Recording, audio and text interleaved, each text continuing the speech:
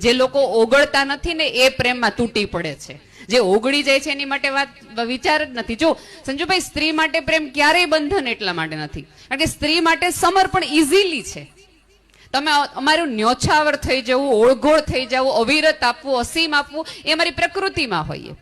એટલે પ્રેમ તમે જો, જ્યારે પુરુષ, હમણાં જ આજ બપોરે વાત થતી હતી કે સ્ત્રીઓ પુરુષોને જોવે ને આમ ને, તો મને હંમેશા એવું લાગે, તમે જો ક્યારેય તે સ્ત્રીના પ્રેમ માટે પુરુષોને શર્ટ વગરના બહુ ઓછા દેખાડવા માંડે છે. હિરોઈનોને તમારે દેખાડવી પડે. અમને જરૂર નથી, અમારે શરીર નથી જોવા, હાથ નથી જોવાની, એની વાળ વગરની છાતી કાંઈ જ નથી જોવાનું, આંખો જોઈને કહી દઈએ.